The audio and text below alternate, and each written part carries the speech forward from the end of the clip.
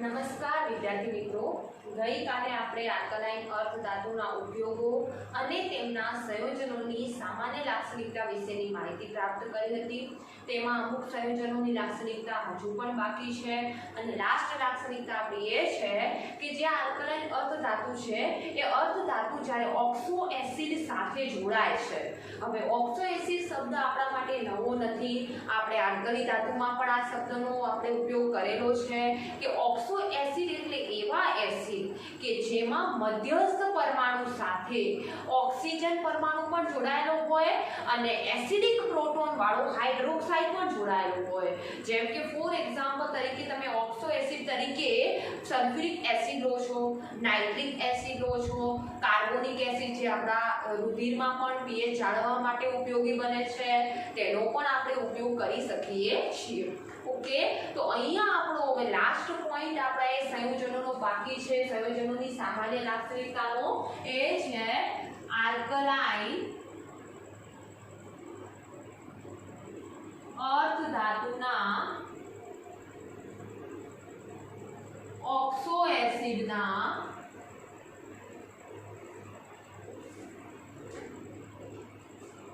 ક્ષાર. ઓક્સો એસિડમાંથી પણ એક ક્ષાર મેળવી શકાશે અથવા તો અન્ય પદ્ધતિથી પણ આપણે એક ક્ષાર મેળવીને જોઈએ. તો પહેલો આપણે ક્ષાર લઈએ છીએ એ છે કાર્બોનેટ.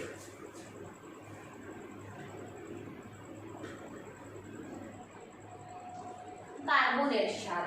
તો હવે આપણે આલ્કલાઇન અર્ધ ધાતુના જે પણ બેઝિક પ્રોપર્ટી છે જેમ કે કેલ્શિયમ હાઇડ્રોક્સાઇડ છે, મેગ્નેશિયમ હાઇડ્રોક્સાઇડ છે, એમાંથી આપણે કેલ્શિયમ કાર્બોનેટ, મેગ્નેશિયમ કાર્બોનેટ છે એની આપણે બનાવટ કરી શકીએ છીએ.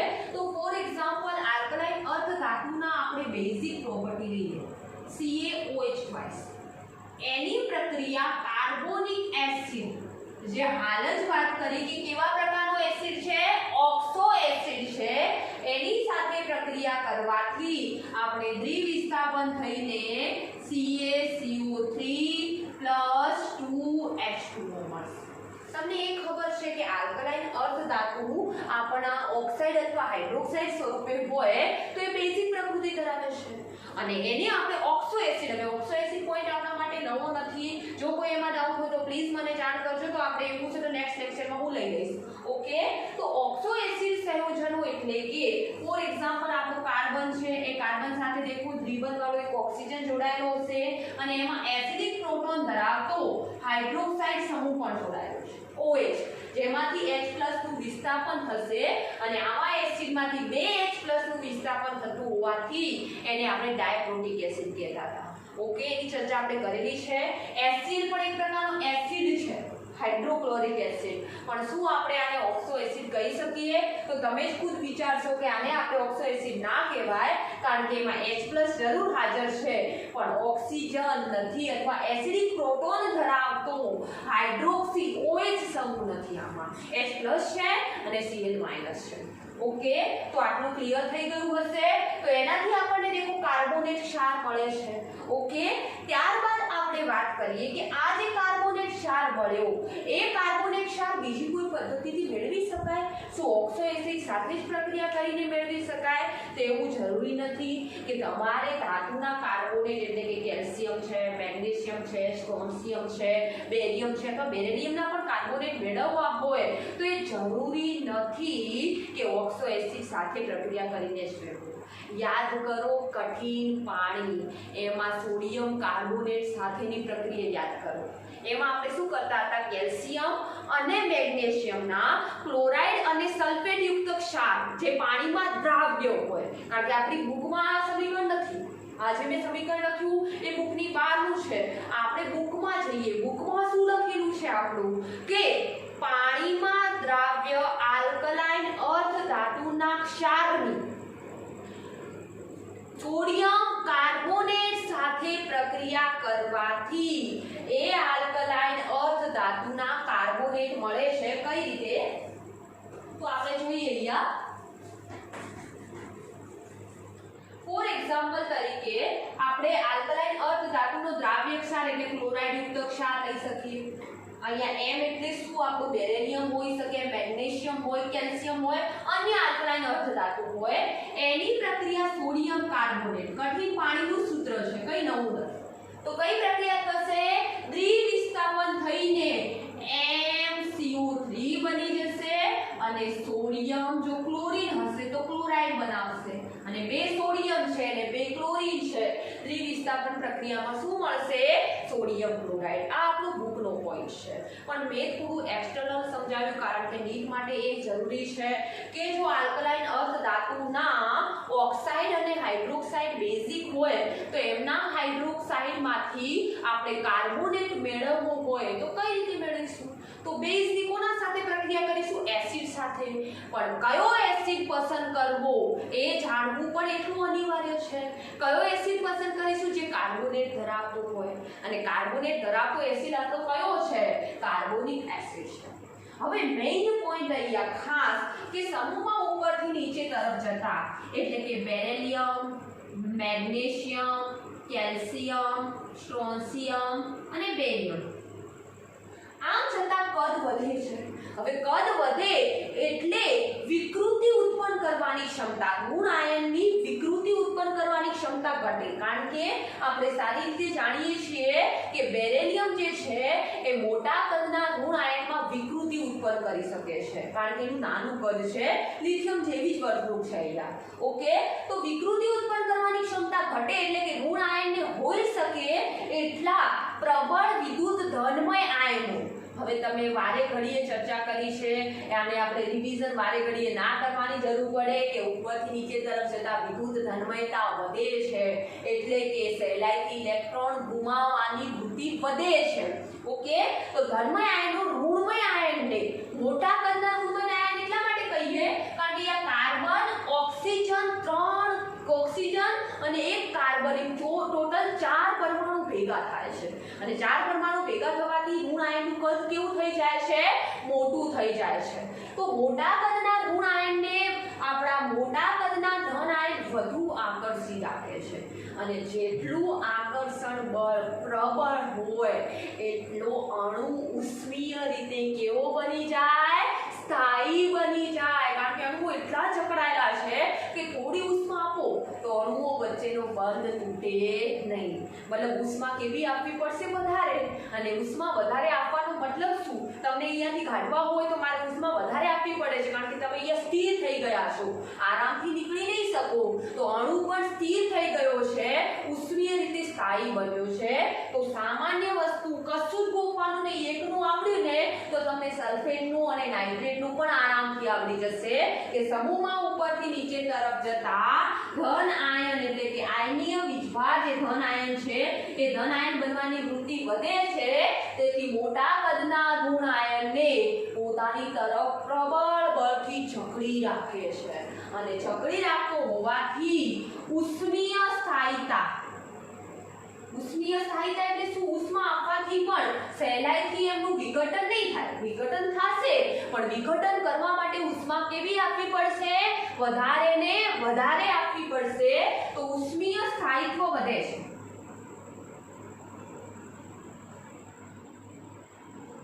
પહેલો પોઈન્ટ ક્લિયર થઈ ગયો.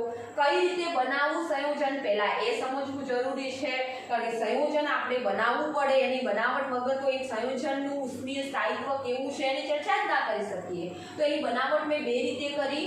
આપણી બુકમાં ખાલી આ જ રીત છે, સેકન્ડ નંબરની રીત. મેં પહેલી રીત પણ કરી. કઈ રીતે?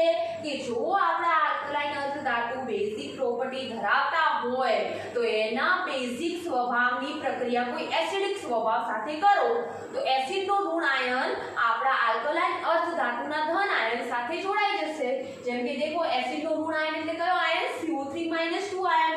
આલ્કલાઇન અર્ધધાતુનો ધન આયન એટલે કે Ca+2 આયન ભેગા થઈને કેલ્શિયમ કાર્બોનેટ બનાવે છે. આપણે કઈ રીત પર જોઈએ છીએ? કાર્બોનેટ. તદુપરાંત આપણે બીજી રીતે પણ કાર્બોનેટ બનાવી શકીએ છીએ. જરૂરી નથી કે એમાં ઓક્સો એસિડ લેવા. જેમ કે ફોર એક્ઝામ્પલ MCl2 છે, એની આપણે સોડિયમ કાર્બોનેટ સાથે પ્રક્રિયા કરી તો સોડિયમમાં રહેલો જે કાર્બોનેટ આયન છે એ આપણા ધાતુ આયન સાથે એટલે કે આલ્કલાઇન ધાતુ સાથે જોડાઈ ગયો અને જે આલ્કલાઇન ધાતુ સાથે રહેલો ક્લોરાઇડ આયન છે એ આપણા સોડિયમ આયન સાથે જોડાઈ ગયો. હવે હવે આ બધી વસ્તુ તો આપણે ઘણી વખત રિવિઝન કરી છે સંયોજન બનવામાં, મને નહીં લાગતું કે હવે તમારે ક્યાંય ગોતવું પડે. ઓકે, ત્યારબાદ મોટા કદના ધન આયનો વડે મોટા કદના ઋણ આયનો અથવા નાના કદનો પણ ઋણ આયન હોય તો આકર્ષણ બળ પ્રબળ થશે, કારણ કે સહેલાઈથી ધનમય બનશે તો જ એ ઋણમય સાથે જોડાશે. તો બેરિલિયમ પ્રબળ ધનમય હોવાથી ઋણ આયનને વધુ જકડી રાખે છે, અને જેટલો વધુ જકડી રાખશે એટલી ઉષ્મીય સ્થાયીતા જે છે એ વધવાની છે. હવે બીજો પોઈન્ટ કે પાણીમાં દ્રાવ્યતાનું શું? તો વિચારો કે અણુ ઉષ્મીય રીતે સ્થાયી છે, પાણીમાં નાખો ને તો એને ઉષ્મા વધારે આપવી પડે ત્યારે એનું વિઘટન થાય, બાકી એનું વિઘટન થાય નહીં. તો યસ, કોમન વસ્તુ છે કે અણુ ઉષ્મીય રીતે સ્થાયી હોવાથી પાણીમાં સહેલાઈથી તેનું આયનીકરણ નહીં થાય, અને જો પાણીમાં તેનું આયનીકરણ નહીં થાય તો પછી પાણીમાં ક્યારેય દ્રાવ્ય થશે નહીં. મતલબ ઉપરથી નીચે તરફ જતા ઉષ્મીય સ્થાયિત્વ વધવાની સાથે દ્રાવ્યતા ઘટે છે.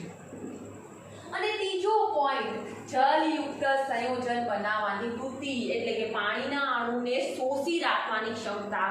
તો આપણને ખબર છે કે જેની જલીયકરણ એન્થાલ્પીનું મૂલ્ય વધારે હોય એ પાણીના વધુ અણુ શોષે. આપણે આગળના જ લેક્ચરમાં લઈ લીધું. તો ઉપરથી નીચે તરફ જતા જલીયકરણ એન્થાલ્પી ઘટે છે તો જલયુક્ત સંયોજનો એટલે કે હાઇડ્રેટેડ સંયોજનો બનાવવાની વૃત્તિ પણ ઘટશે.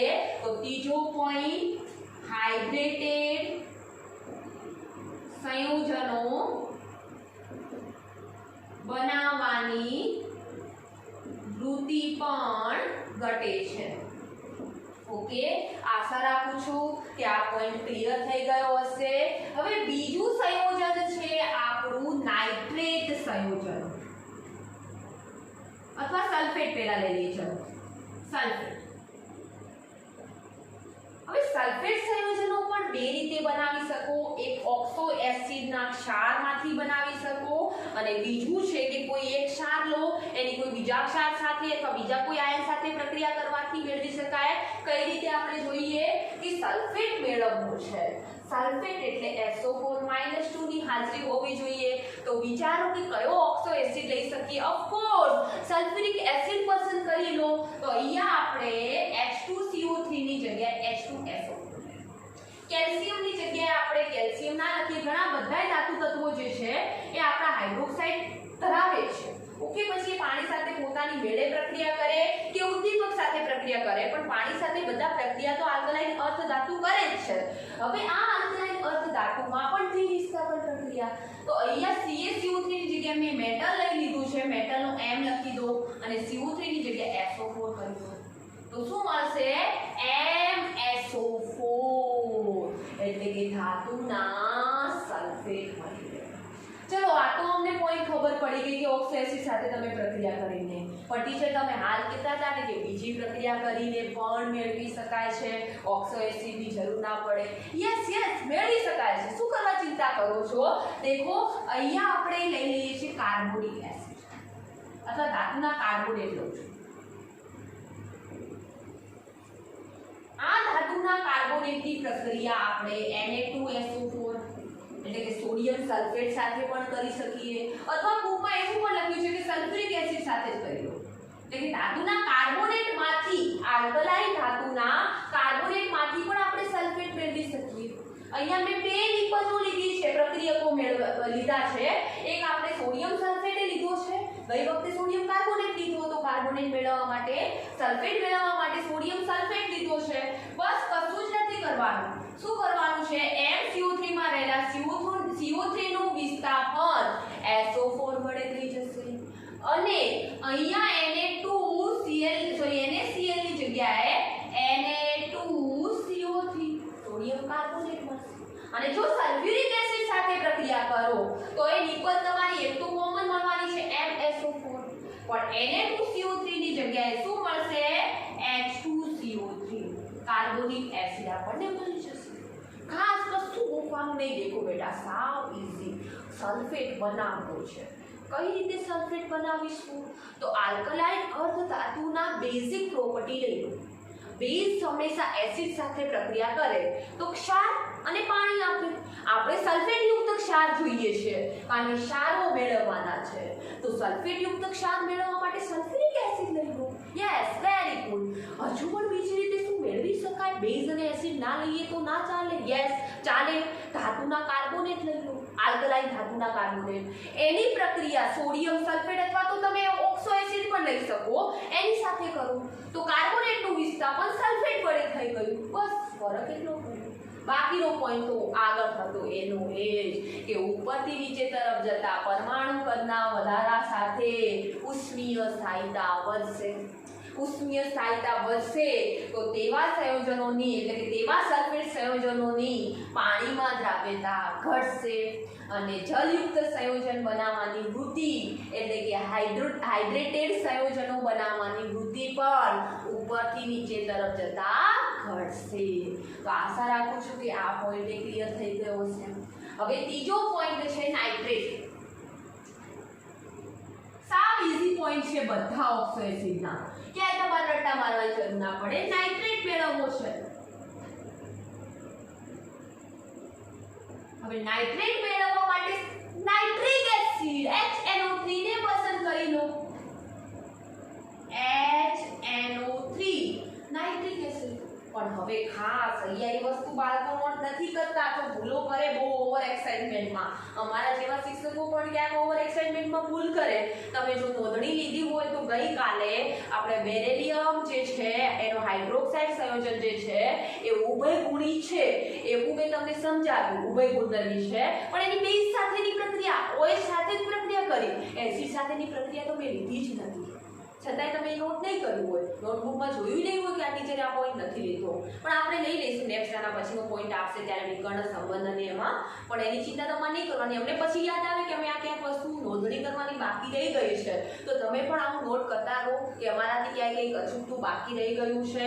કારણ કે આ એકલું જ્ઞાન મારા માટે છે નહીં, બધું તમારા માટે જ અમે જે કરી રહ્યા છીએ કરી રહ્યા છીએ. તો જે પણ છે એને થોડું સમજવાનો પ્રયત્ન કરો કે ક્યાં કોઈ પોઈન્ટ રહી ગયો છે. કોમેન્ટમાં મૂકો અથવા વોટ્સએપમાં મૂકો કે ટીચર આ પોઈન્ટ તમે નથી લીધો. કારણ કે અમે પણ માણસ છીએ, અમારાથી પણ ક્યાંક નાના મોટી ચૂક રહી જતી હોય છે. ઓકે, હવે ટાઈમ તમારો વેડફતી નથી, આપણે આપણા પોઈન્ટ પર આવી જઈએ. તો આપણે નાઇટ્રેટ મેળવવો છે તો એસિડ કયો લઈશું? Nitric acid. પણ અહીંયા મેઇન ઓક્સો એસિડ તો લઈ લીધો પણ NO3 ઉપર વીજભાર કયો? તો NO3 ઉપર વીજભાર છે NO3 માઈનસ અને ધાતુ ઉપર વીજભાર છે M+2. તો ચોકડી ગુણાકાર કરીને સંયોજન આપણું કેવા પ્રકારનું બનશે? MnO3 ટ્વાઇસ પ્રકારનું. જ્યારે અહીંયા તો આપણે એક જ NO3 છે તો બસ 2 વડે ગુણી દો. તો અહીંયા MSO4 ની જગ્યાએ હાલ જ બનાવ્યું શું બનશે? MnO3 ટ્વાઇસ અને 2H છે એટલે કે H2 અને OH ટ્વાઇસ ભેગા થઈને 2H2O બનાવશે. આ બેઝની ઓક્સો એસિડ સાથે પ્રક્રિયા કરી. પણ હાલ વાત કરી કે કાર્બોનેટમાંથી પણ હું નાઇટ્રેટ મેળવી શકું. કઈ રીતે? તો કાર્બોનેટની પ્રક્રિયા હું નાઇટ્રિક એસિડ સાથે કરી લઉં અથવા સોડિયમ નાઇટ્રેટ સાથે કરું. દેખો નાઇટ્રિક એસિડ તમે ફરીથી પસંદ કરી શકો છો એના 2 મોલ અથવા સોડિયમ નાઇટ્રેટ NaNO3 કારણ કે Na નો +1 વીજભાર છે, NO3 નો -1 છે તો એના પણ 2 મોલ લઈ કરી શકો. તો MSO4 ની જગ્યાએ એકની પણ તો આપણી ઉપરવાળી કોમન જ મળવાની છે કારણ કે નાઇટ્રેટ બનાવીએ છીએ તો MnO3 ટ્વાઇસ બની જશે. અને જો NaNO3 લીધું હશે તો અહીંયા આપણે શું બનશે? Na2CO3 sorry Na2 yes CO3 બનશે સોરી. અને જો HNO3 લીધો હશે તો H2CO3 બનશે. ફરક તો આટલો જ પડવાનો છે, બીજું કશું નહીં પડવાનું. કઈ રીતે આપણે દેખો નાઇટ્રેટ ક્ષારો મેળવ્યા અથવા તો આગળ આપણે સલ્ફેટ ક્ષારો મેળવ્યા. સલ્ફેટ ક્ષાર મેળવવા માટે આપણે આલ્કલાઇન અર્ધ ધાતુના બેઝની સલ્ફ્યુરિક એસિડ સાથે પ્રક્રિયા કરી.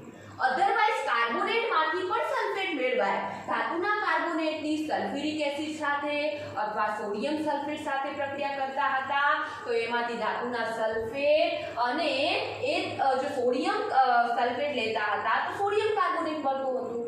સલ્ફ્યુરિક એસિડ લેતા હતા તો કાર્બોનિક એસિડ મળતું હતું.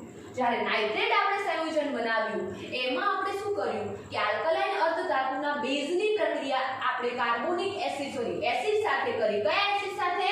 નાઇટ્રેટ મેળવવો છે તો નાઇટ્રિક એસિડ સાથે કરી. ધાતુના નાઇટ્રેટ અને પાણીના અણુ છૂટા પડ્યા, કારણ કે એસિડ અને બેઝ સાથે પ્રક્રિયા કરવાથી ક્ષાર અને પાણી મળે છે. ત્યારબાદ શું હજુ પણ આપણે એસિડના બેઝના લઈએ આલ્કલાઇન અર્ધ ધાતુનો, તો શું આપણને ક્ષાર ના મળે? મળે. જો આલ્કલાઇન અર્ધ ધાતુનો બેઝ ના લેવો હોય તો તમે કાર્બોનેટ લઈ લો, અને એ કાર્બોનેટની પ્રક્રિયા સોડિયમ સલ્ફેટ અથવા તો નાઇટ્રિક એસિડ સાથે કરી લો. તો સોડિયમ સલ્ફેટ લેશો તો સોડિયમના કાર્બોનેટ વધારાની નિપજ મળશે, અને નાઇટ્રિક એસિડ લીધો હશે તો કાર્બોનિક એસિડ નિપજ મળશે. અને જ્યારે આપણે ધાતુના કાર્બોનેટ લીધા છે અહીંયા, તો કાર્બોનેટમાંથી આપણે બનાવવું શું છે? નાઇટ્રેટ. તો એ ધાતુના નાઇટ્રેટ બનશે.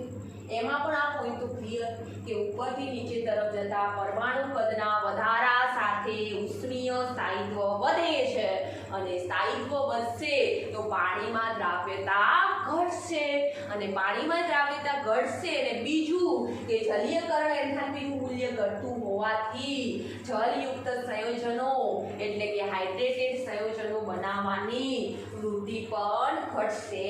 તો અહીંયા આપણે જે આપણા આલ્કલાઇન અર્ધ ધાતુ છે તેમના સંયોજનોની સામાન્ય લાક્ષણિકતાઓનું પોઈન્ટ જે છે પૂર્ણ થાય છે.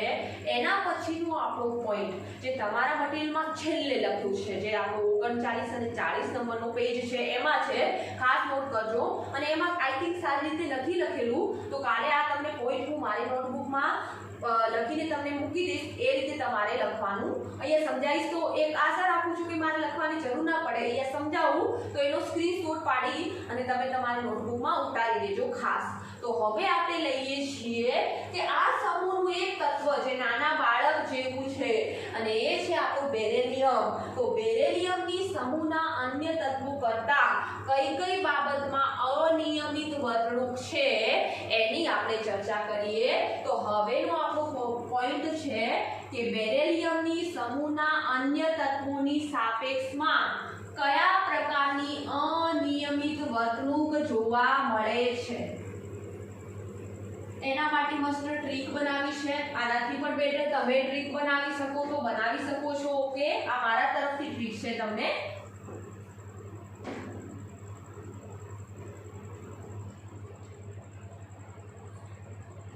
બેરેલિયમની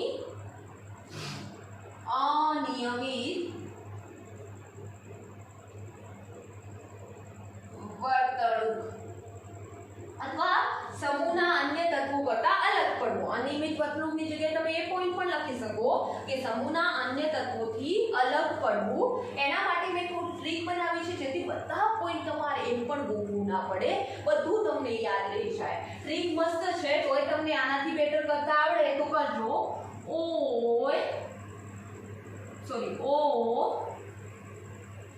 હાય હેલો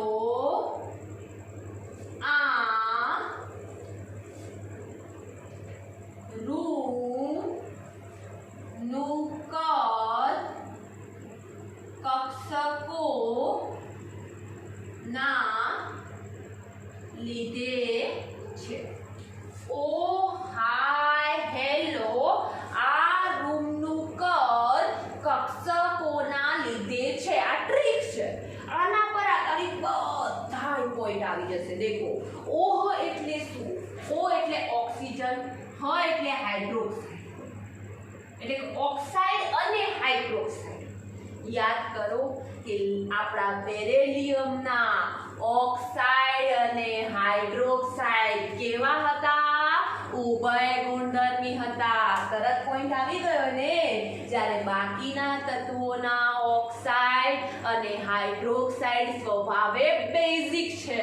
તો પહેલો પોઈન્ટ કે બેરેલિયમના ઓક્સાઇડ, અહીંયા એટલે બધા પોઈન્ટ લખું છું કારણ કે તમે સ્ક્રીનશોટ પાડી શકો. ઓક્સાઇડ અને હાઇડ્રોક્સાઇડ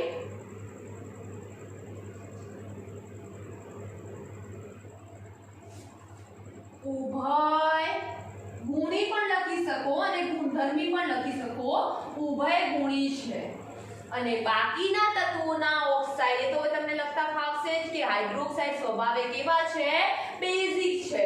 ઉભય ગુણી એટલે શું? તો એસિડ સાથે પ્રક્રિયા કરી શકે અને બેઝ સાથે પ્રક્રિયા કરે. યાદ કરો, ગઈકાલે મેં તમને હાલ જ અગાઉ કહ્યું કે બેઝ સાથેની પ્રક્રિયાથી સંકીર્ણ સંયોજન બને છે, કયા પ્રકારનું સંકરણ થાય છે, બધા પોઈન્ટ ડીપમાં સમજાવ્યા. પણ એસિડ સાથેની પ્રક્રિયા રહી ગઈ હતી, તો ફરીથી એકવાર રિવિઝન કરી લઈએ. બેઝ સાથે બેરિલિયમ હાઇડ્રોક્સાઇડ, આલ્કલી સાથે હું NaOH જ લઈ લઉં છું, સૌથી ઈઝી પડે, એટલે સંયોજન જ ડાયરેક્ટ બની જાય.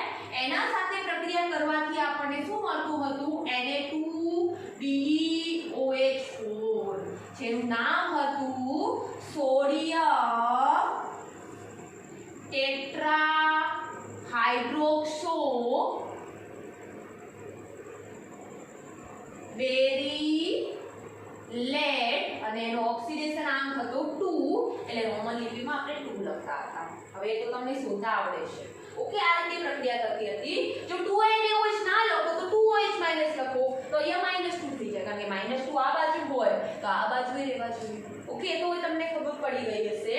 તો આ છે, દેખો અહીંયા NaOH આપણે સારી રીતે જાણીએ છીએ કે બેઝ છે, તો ઓફ કોર્સ અહીંયા બેરિલિયમ હાઇડ્રોક્સાઇડ શેના તરીકે વર્ત્યો હશે? એસિડ તરીકે. ઓકે, અને એના લીધે સંકીર્ણ ક્ષાર.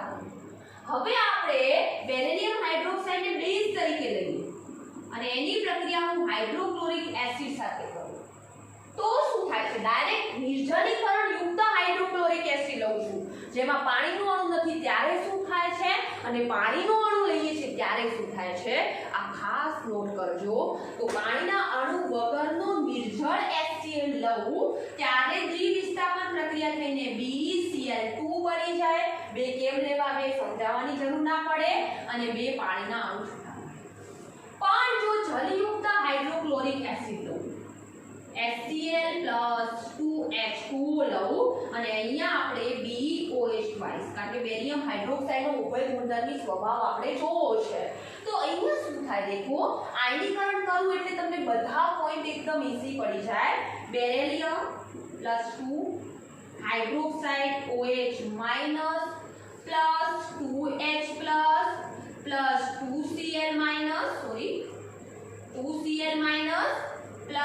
2Cl- +2H+ તો અહીંયા ખાસ નોટ કરો, OH- જોઈ લો કેટલા છે?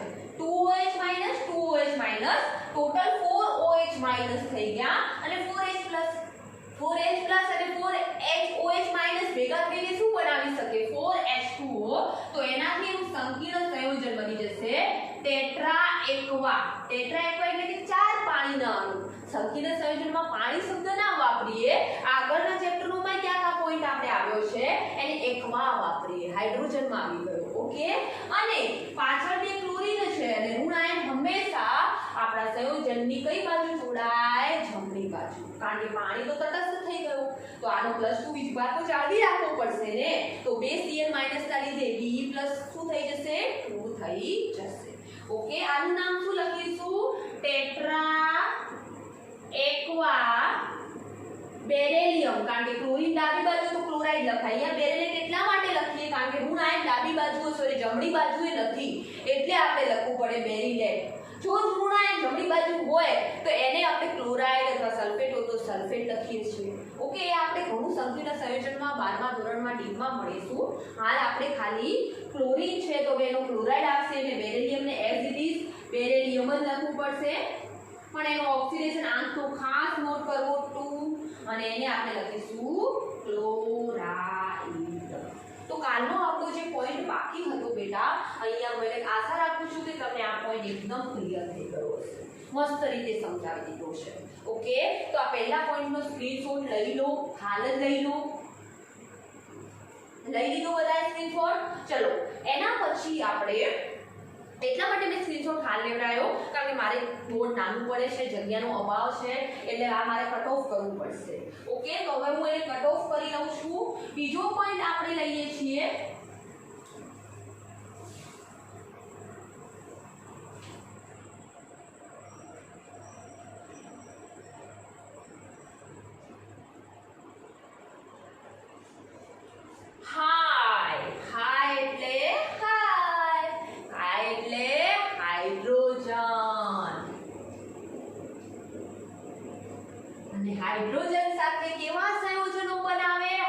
હાઇડ્રાઇડ. પણ યાદ કરો, આ સમૂહના બધા તત્વો ઊંચા તાપમાને હાઇડ્રોજન સાથે પ્રક્રિયા કરીને હાઇડ્રાઇડ બનાવે છે, પરંતુ બેરેલિયમ હાઇડ્રોજન સાથે સીધી પ્રક્રિયા કરતો નથી. એટલે કે બીજું કે બેરેલિયમ એ H2 સાથે સીધી પ્રક્રિયા કરતો નથી. એટલે કે BeCl2 ની લિથિયમ એલ્યુમિનિયમ હાઇડ્રાઇડ સાથેની પ્રક્રિયાથી BH2 મળે છે. બુકમાં આટલું બધું નહીં હોય બેટા, અથવા મટીરિયલમાં મેં નથી લખ્યું, એના માટે હું ખેદ અનુભવું છું કે આ વખતે તમને મટીરિયલમાં થોડું વર્કઆઉટ વધારે કરાવ્યું છે. ઓકે, કઈ રીતે યાદ કરું? આ સમીકરણ આવી ગયું કે BeCl2 plus lithium aluminium hydride એની પ્રક્રિયાથી BeH2 મળે છે. હાઇડ્રોજન 4 છે તો અહીંયા 2 વડે આપણે ગુણ્યા હતા, તો બેરેલિયમ આપણે 2 લેવા પડશે. હવે લિથિયમને કેટલા ક્લોરાઇડની જરૂર છે? 1. તો લિથિયમ LiCl બનાવશે. એલ્યુમિનિયમની +3 ઓક્સિડેશન અવસ્થા હોવાથી એલ્યુમિનિયમ AlCl3 બનાવશે. યાદ આવ્યું? ઓકે, આખું બધું પુનરાવર્તન એટલે કરું કે તમને યાદ આવે, ડાયરેક્ટ ઓપનિંગ જ્ઞાન ના જોઈએ તમારે. ઓકે, ત્રીજો પોઈન્ટ હેલોજન. હેલો એટલે હેલોજન. તો બેરેલિયમ હેલોજન સાથે સીધી રીતે, જેમ હાઇડ્રોજન સાથે સીધી રીતે જોડાઈને હાઇડ્રાઇડ નથી બનાવતો, તે જ રીતે હેલોજન સાથે જોડાઈને સીધી રીતે હેલાઇડ નથી બનાવતો. તો ત્રીજો પોઈન્ટ આગળનું છે એ રીતે કે હેલોજન સાથે જોડાઈને હેલાઇડ ના બનાવતો હોવાથી તેના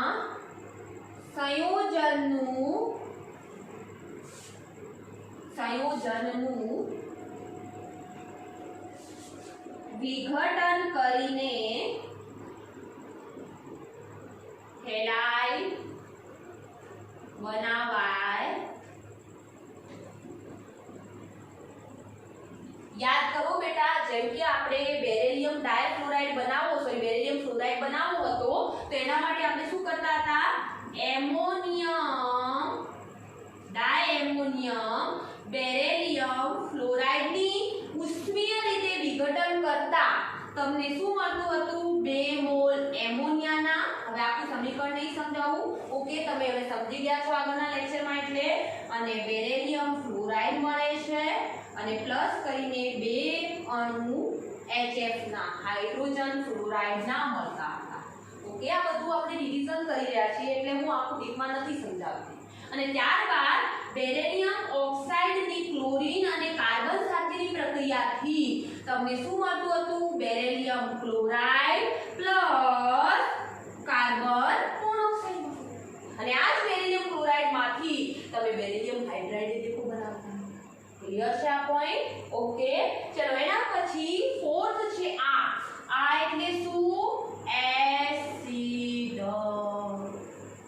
તો બેરેલિયમ જે છે એલ્યુમિનિયમમાં આ જ ગુણધર્મ આવશે કે એલ્યુમિનિયમ એસિડ સાથે ઝડપી પ્રક્રિયા નથી કરતું. બેરેલિયમ એસિડ સાથે બેરેલિયમ ખુદ એસિડ સાથે ઝડપી પ્રક્રિયા કરતું નથી. કેમ?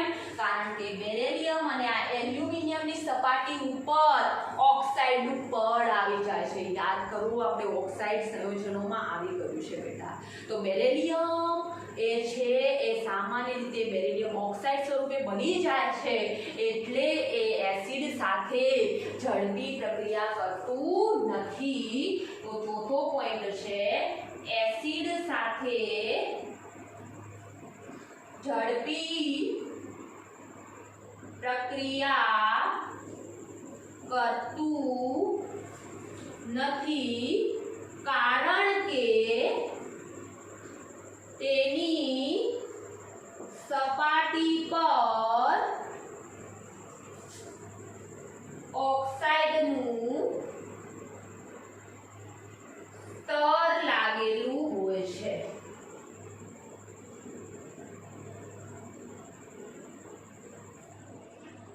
અને રૂમ એટલે શું? તો રૂમ એટલે રિડક્શન કરતા. તો યાદ કરો કે બેરિલિયમ પ્રબળ વિડક્શન કરતા હોવા છતાં પણ પાણી સાથે ઝડપી પ્રક્રિયા નથી કરતો. એના કદમાં જ બધી પોઈન્ટ આવી જશે. તો પાંચમો પોઈન્ટ છે કે પ્રબળ રિડક્શન કરતા હોવા છતાં પણ ઓછો પ્રતિક્રિયાત્મક છે.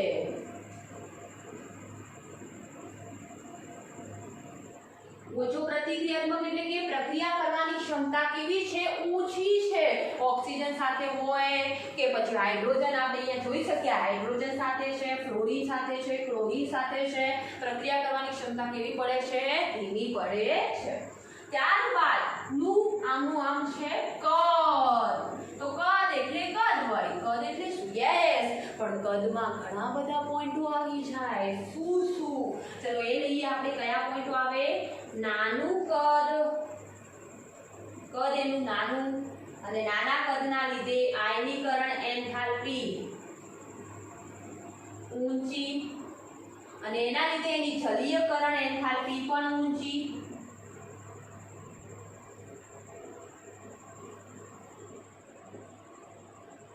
અને એના લીધે એના જે સંયોજનો બને છે એ સંયોજનોનો સ્વભાવ કેવા પ્રકારનો હોય છે? તો નાનું કદ, ઊંચી આયનીકરણ એન્થાલ્પી અને ઊંચી જલીયકરણ એન્થાલ્પીના લીધે તે કેવા સંયોજનો બનાવે છે?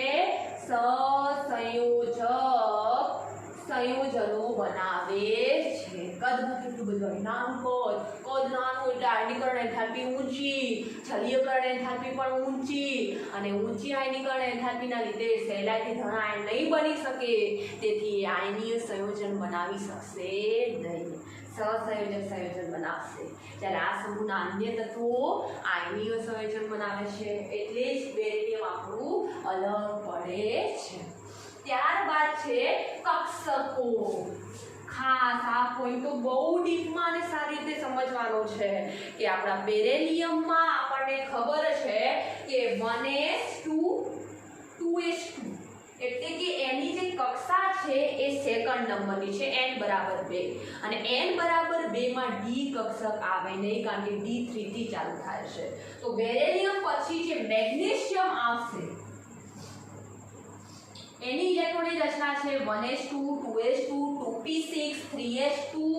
ઓકે, પછી 3p6 કે 3d આવે, કારણ કે ત્રીજી કક્ષા રચાશે મેગ્નેશિયમમાં, અને ત્રીજી કક્ષામાં જો 3p ભરાયા પછી 4s હોય અને એના પછી 3d આવી શકે. તો અહીંયા બેરિલિયમમાં ડી કક્ષકનો અભાવ છે, તો ડી કક્ષકો પ્રાપ્ય નથી.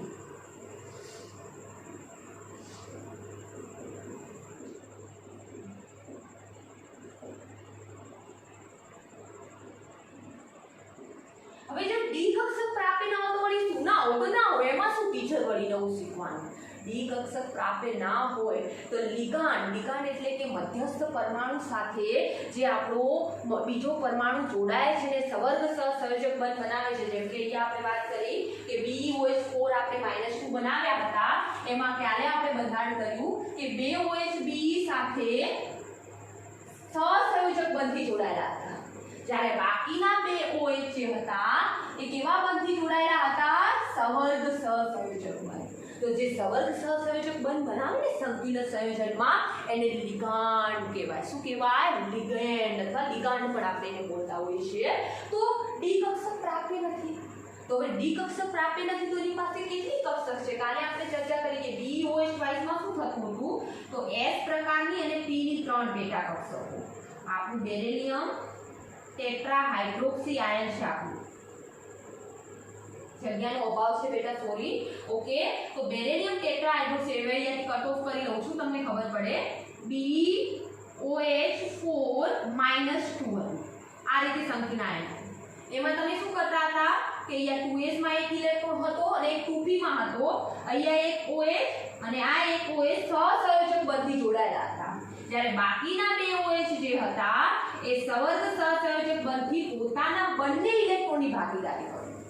तो मतलब અહીંયા કે 2 OH જોડ્યા ટીચર 3 OH માઈનસ જોડીએ તો -3 ઉપર કરી લઈએ ના ચાલે યસ તમે તમારી રીતે સાચા છો અને હું તમારી ભાવનાઓનો સ્વીકાર કરું છું પરંતુ એની પાસે કક્ષક તો હોવી જોઈએ ને કેમ ટીચર 2p પછી શું 3s કક્ષક ના આવી શકે હા આવી શકે પણ યુઝ યોર કોમન સેન્સ સંકરણમાં ટીચરે શું શીખવાડ્યું હતું કે જુદી જુદી કક્ષકો હોવી જોઈએ એક જ જેવી કક્ષક સંકરણમાં રિપીટ ના થવી જોઈએ અહીંયા એક s આવીને 3p આવી તો હવે s ના આવવી જોઈએ આઈડિયા મળી તો કે માત્ર એની આજુબાજુ કેટલા પરમાણુ જોડાઈ શકે બેરેલિયમની આજુબાજુ 4 જ પરમાણુ એટલે કે એના આજુબાજુ 4 પરમાણુ જોડાવાની ક્ષમતા એને આપણે સવર્ગાંક કહીએ તો એનો સવર્ગાંક કેટલો હશે તો અહીંયા બેરેલિયમમાં d કક્ષકો પ્રાપ્ય નથી તેથી માત્ર 4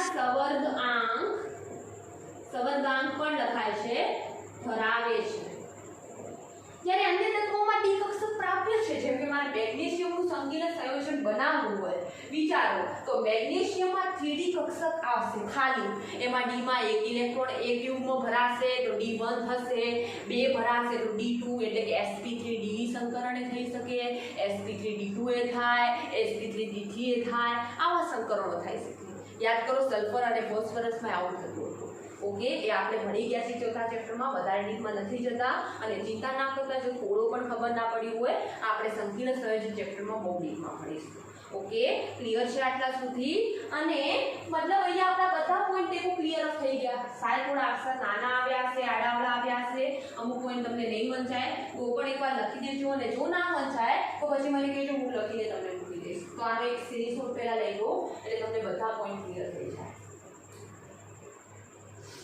આશા રાખું છું કે લઈ લીધો હશે સ્ક્રીનશોટ ઓકે ચલો એના પછી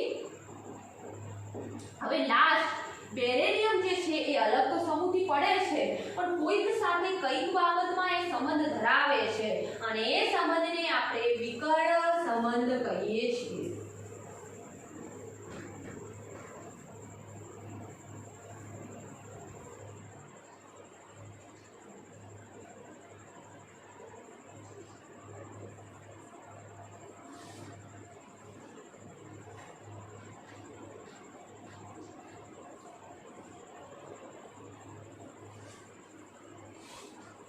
તો જે આપણું બેરેલિયમ છે કોના સાથે વિકર્ણ સંબંધ ધરાવે છે આપણે સારી રીતે જાણીએ છીએ કે બેરેલિયમનો એના પછી આવતા પ્રતિનિધિ તત્વ એટલે કે એના પછી આવતો પ્રતિનિધિ સમૂહ કયો છે 13મો સમૂહ એ સમૂહમાં બીજા ક્રમે અને બીજા ક્રમે કયું તત્વ આવ્યું છે એલ્યુમિનિયમ એની સાથે એ સામ્યતા ધરાવે છે અને એ સંબંધને આપણે વિકર્ણ સંબંધ કહીએ છીએ તો BeAl વિકર્ણ સંબંધ અહીંયા પાછું તમારા લખાણમાં બહુ બધી ભૂલો છે એના માટે ખેદ અનુભવું છું તો અહીંયા હું લખું છું એટલે એ રીતે તમે લખી દેજો કે વિકર્ણ સંબંધમાં હોઈ શકે તો પરમાણુ કદ અને અથવા તો એના વીજભાર અને જે આયનીય ત્રિજ્યા છે એનો ગુણોત્તર સરખો થવો જોઈએ તો Be+2 નું જે પરમાણુ કદ છે B નું પરમાણુ કદ એ 31 પિકોમીટર છે આ પરમાણુ કદ એલ્યુમિનિયમના વીજભાર એટલે કે +3 વીજભાર અને જે આયનીય કદ હશે એ આયનીય કદના ગુણોત્તર જેટલું છે ખાસ એ પોઈન્ટ દેજો પરમાણુ કદ સરખા નથી બંનેના એવું લખ્યું છે કે બેરેલિયમનું પરમાણુ કદ જે 31 પિકોમીટર છે એ એલ્યુમિનિયમ આયનના વીજભાર અને આયનીય કદના ગુણોત્તર જેટલું છે અને આ મૂલ્ય સરખું હોવાથી એમના વચ્ચે કેટલાક કેટલાક સંબંધો એક જેવા જોવા મળે છે તો બેરેલિયમને આપણે યાદ રાખીએ તો એના ઉપરથી બધું જ પોઈન્ટ અહીંયા તમને યાદ રહી જશે યાદ કરો કે બેરેલિયમના અંદર આપણે કયા કયા પોઈન્ટ લીધા છે અગાઉ આપણે લેક્ચર લીધો એમાં તમે જોઈ લેજો આમાં મેં મારા તરફથી ટ્રીક બનાવવાની પ્રયત્ન કર્યો છે હવે આ આલ્કલી ક્લોરીન સાથે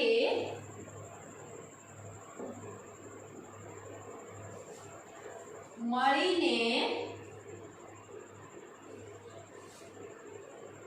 નાઇટ્રિક એસિડ મળીને મિથેનને નાઈ પાસે લઈ ગયા. એટલે બધું આવી જશે. દેખો હવે એટલે એલ્યુમિનિયમ અને બેરિલિયમ વચ્ચેનો સંબંધ છે બેટા. ઓકે, આ એટલે એસિડ, આલ્કલી એટલે બેઝ, ક્લોરીન એટલે ક્લોરીન સાથે ક્લોરાઇડ સંયોજનો બનાવશે, અને સાથે એટલે સંકીર્ણ, અને મળીને આમનું આમ છે મિથેન એટલે કે તેમના કાર્બાઇડ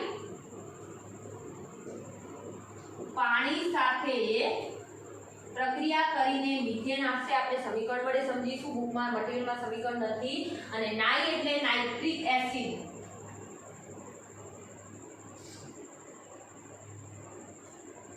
ઓકે.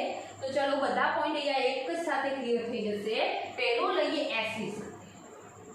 તો હાલ જ આપણે બેરિલિયમમાં કહ્યું કે બેરિલિયમ સામાન્ય રીતે એસિડ સાથે પ્રક્રિયા કરતો નથી, કારણ કે તેની સપાટી ઉપર ઓક્સાઇડનું સ્તર આવે છે.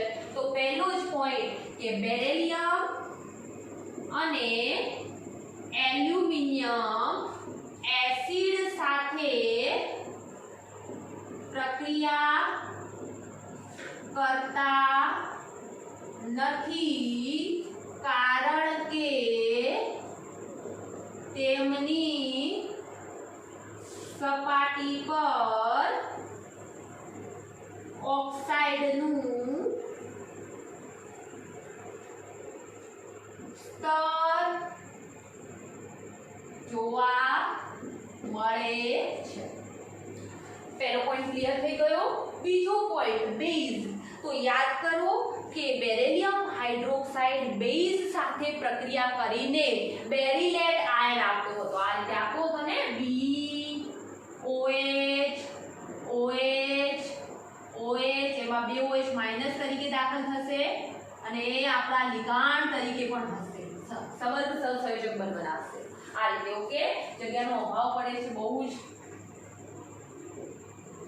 અહીંયા જ કરી લઉં. ક્યાં? અહીંયા કરી લઉં.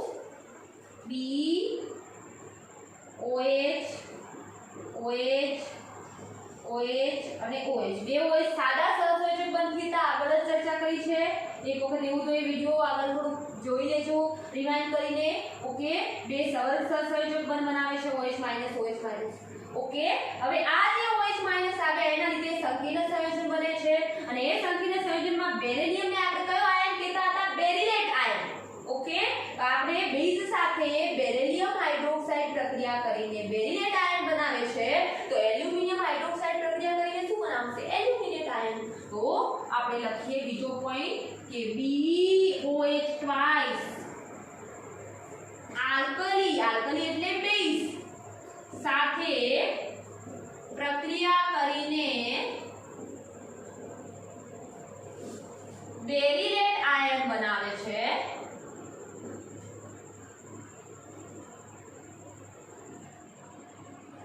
જ્યારે એલ્યુમિનિયમમાં NOH ટ્વાઇસ બુદ્ધિ ના લખતા, એલ્યુમિનિયમની +3 ઓક્સિડેશન આંક છે, એટલે NOH ટ્રાઇસ આવશે, 3 OH આવશે. NOH ટ્રાઇસ બેઝ સાથે પ્રક્રિયા કરીને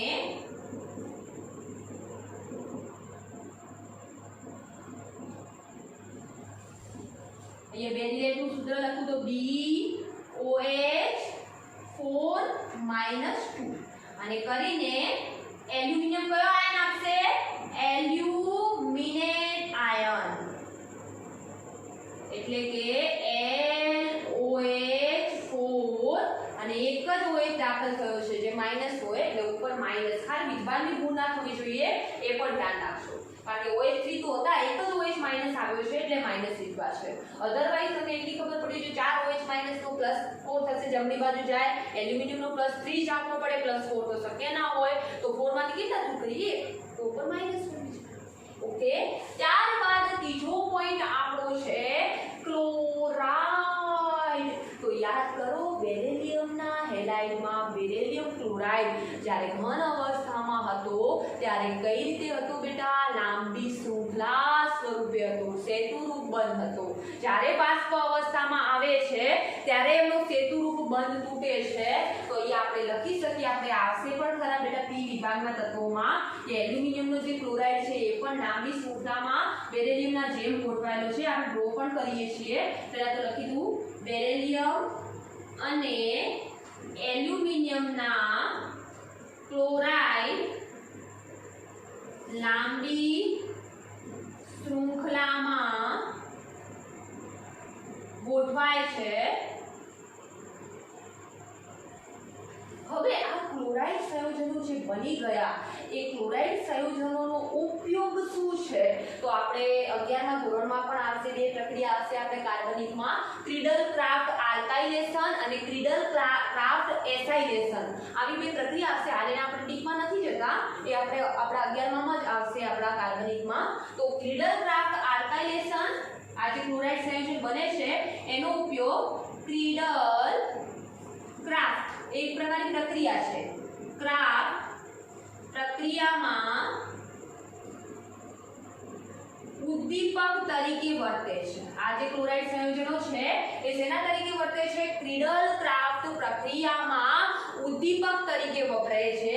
અને ઊંચા તાપમાને આમના જે ઘન ક્લોરાઇડ છે ઘન સ્વરૂપમાં હોય ત્યારે લાંબી શૃંખલા ધરાવે છે. એમના વચ્ચેનો જ્યારે આપણે બંધ તોડીએ છીએ ત્યારે એકાકી અણુ બને છે. અને એકાકી BeCl2 અથવા એલ્યુમિનિયમમાં LCl2 ના લખતા LCl3 એ શેના તરીકે વર્તે છે? લुईस એસિડ તરીકે. લुईस એસિડ એટલા માટે, એસિડ એટલે શું? ઇલેક્ટ્રોન યુગ્મ સ્વીકારે. અહીંયા તમે જોઈ શકશો કે BeCl2 ની આજુબાજુ 4 જ ઇલેક્ટ્રોન થશે, બે બેરિલિયમના અને બે ક્લોરીનના. LCl3 માં એલ્યુમિનિયમના 3 અને ક્લોરીનના 3, ટોટલ 6 ઇલેક્ટ્રોન એલ્યુમિનિયમ પાસે થશે. તો એને અષ્ટક રચના પૂર્ણ કરવા માટે ઇલેક્ટ્રોન યુગ્મ સ્વીકારવું પડશે. અને હાઇડ્રોજન ચેપ્ટરમાં મેં બહુ સારી રીતે તમને સમજાવ્યું છે કે જે અણુ અથવા પરમાણુ ઇલેક્ટ્રોન યુગ્મ સ્વીકારે એ શેના તરીકે વર્તે છે? એસિડ તરીકે. અને ઇલેક્ટ્રોન યુગ્મની આધારિત જે વ્યાખ્યા આપી એ લुईस નામના વૈજ્ઞાનિકે આપી હોવાથી એને આપણે લुईस એસિડ તરીકે પણ કહીએ છીએ. પણ એકાકી અણુ સ્વરૂપે હોય ત્યારે, સેતુરૂપ હોય ત્યારે એ એસિડ તરીકે વર્તા નથી, કારણ કે એના અણુઓ જકડાયેલા હોય છે. જેમ કે BeCl2 માં ગઈકાલે આપણે કર્યું હતું, Be છે એમાં એક Cl આ સહસંયોજક બંધથી જોડાયેલો છે. આગળનો Cl કોઈ અણુનો આવે છે એ સવર્ગ સહસંયોજક બંધથી જોડાય છે. અહીંયા પણ Be છે, Cl છે, આની સાથે દેખો સવર્ગ સહસંયોજક બંધથી જોડાય છે. અહીંયા Cl છે, અહીંયા કોઈ સવર્ગ સહસંયોજક બંધથી જોડાય તો વળી પાછું Cl આવશે. અહીંયા Be આની સાથે સવર્ગ સહસંયોજક બંધથી જોડાયેલો છે, Cl છે. આ રીતે ક્યાંક ને ક્યાંક સવર્ગ એક Cl એના બે Cl એવા હશે. દેખો સીધી રેખામાં આ રીતે દોરવાના. આ ઉપર વાળો Cl અને નીચે વાળો Cl એ સાદા સહસંયોજક બંધથી. પછી આ બાજુ Be છે એનો આ બાજુથી Cl આવે એ સવર્ગ સહસંયોજક. દેખો આમ આવે. ઓકે. અને એક આમ Cl જતો હશે આમ, એ Cl પણ કેવા બંધી છે? સવર્ગ સહસંયોજક. એક આમ અને આમ જે આમ તીર આવશે. દેખો. અને બે આમ જતા હશે. ખાસ આ જોજો. હવે B ની જગ્યાએ ખાલી Cl કરી લો.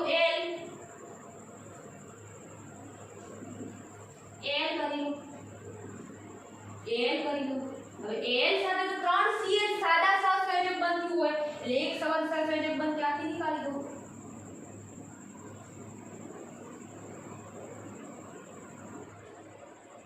ત્રણ સાદો બંધ થયા. દેખો બેટા, એક આ સાદો રહ્યો, એક આ સાદો અને એક આ સાદો. આ સહકાર્ય. આ એલ્યુમિનિયમ માટે વિચારી તો એક આ સાદો બંધ, એક આ સાદો સહસંયોજક બંધ, એક આ સાદો. ત્યારે આ સવર્ગ, કારણ કે એલ્યુમિનિયમ 3 ક્લોરીનને જોડે છે. ઓકે. તો આશા રાખું છું કે એ સેતુનું બંધારણ આવું લાંબુ બંધારણ થાય એ શોટ આપણે અહીંયા આખું દોર્યું છે. ત્યારબાદ આપણો પોઈન્ટ છે સાથે, એટલે કે સંકીર્ણ સંયોજન બનાવવાની વૃત્તિ.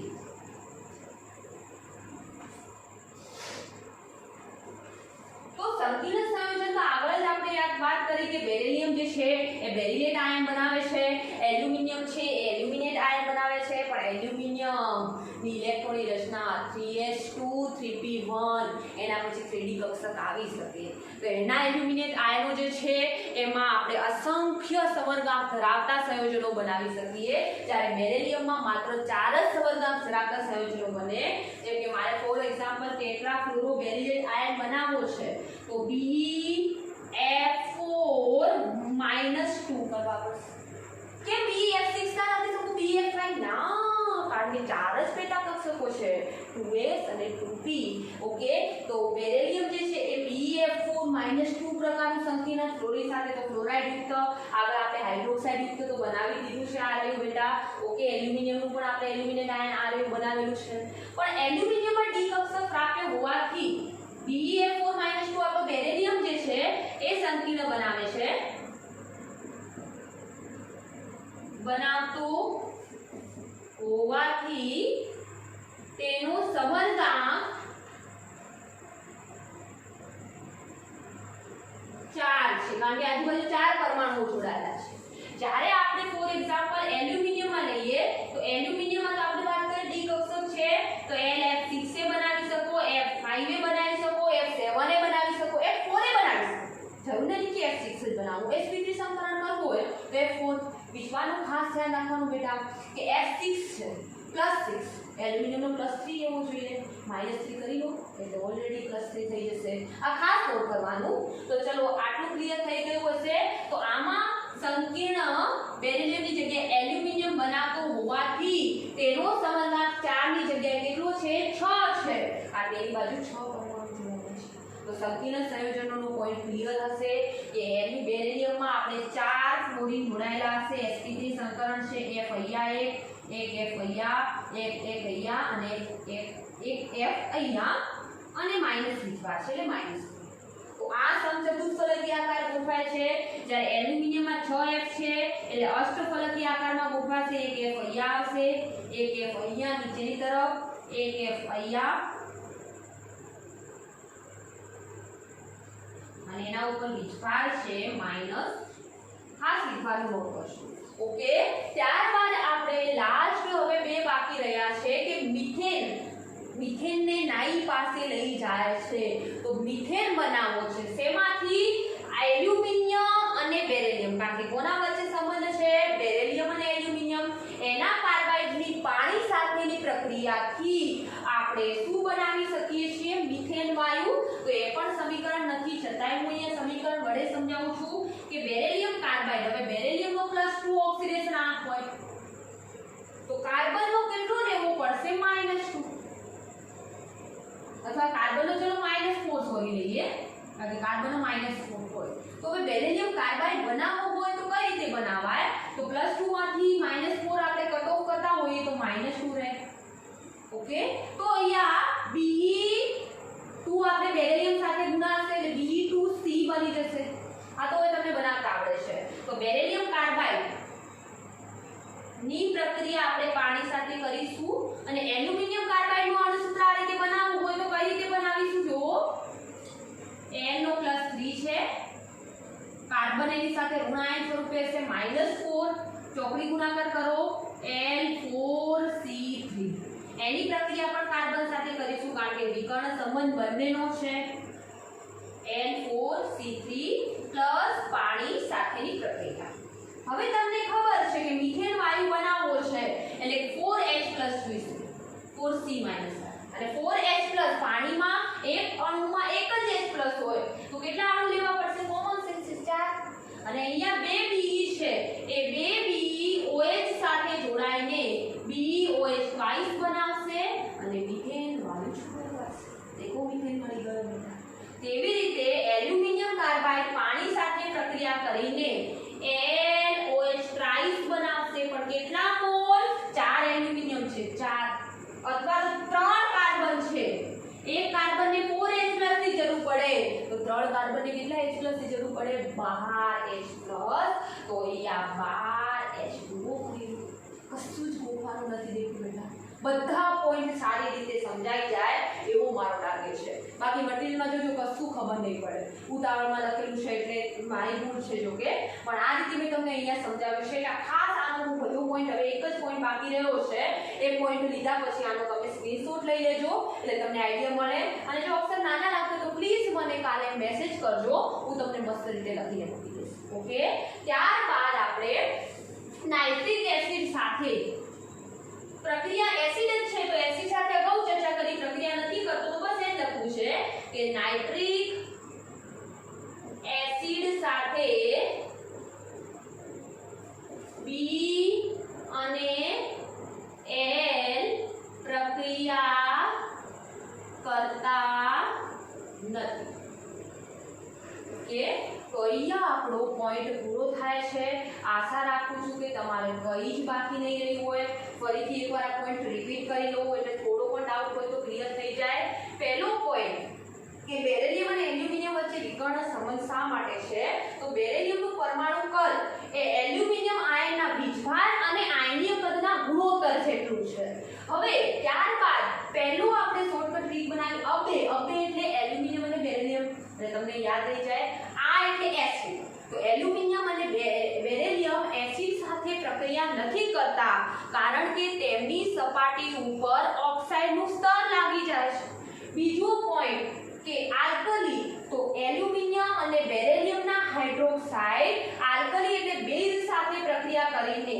બેરિલિયમ જો બેઝ સાથે પ્રક્રિયા કરે બેરિલિયમ હાઇડ્રોક્સાઇડ તો બેરિલેટ આયન આપે છે એલ્યુમિનિયમ હાઇડ્રોક્સાઇડ જો બેઝ સાથે પ્રક્રિયા કરે તો એલ્યુમિનેટ આયન આપે છે આયનમાં ખાસ વીજભારનું ધ્યાન રાખજો ઓકે ત્યારબાદ બેરિલિયમ અને એલ્યુમિનિયમ ક્લોરીન એટલે કે ક્લોરાઇડ રૂપે જ્યારે હોય છે ત્યારે એક સેતુ રૂપ મેં દોર્યું હતું એવું સેતુરૂપ બંધારણ ધરાવે છે પણ જ્યારે એમને આપણે ગરમ કરીએ ત્યારે એનું વિઘટન થાય અને વિઘટન થઈને આપણને એકાકી અણુ ધરાવતો બેરિલિયમ ક્લોરાઇડ અથવા એલ્યુમિનિયમ ક્લોરાઇડ જે છે એ ક્રિડલક્રાફ્ટ પ્રક્રિયામાં ઉદ્દીપક તરીકે વધશે આપણે કાર્બનિકમાં બહુ ડીપમાં ભણીશું તો ચિંતા ના કરો અને બીજો પોઈન્ટ છે કે બેરિલિયમ અને એલ્યુમિનિયમના જે ક્લોરાઇડ છે એમાં અષ્ટક રચના પૂર્ણ થઈ ન હોવાથી અથવા અપૂર્ણ અષ્ટક હોવાથી ભણી ગયા પણ બે ચેપ્ટરોમાં તો એના લીધે લુઈસ એસિડ તરીકે વર્તે છે ત્યારબાદ બેરિલિયમ અને એલ્યુમિનિયમ બંને સંકીર્ણ સંયોજન બનાવી શકે છે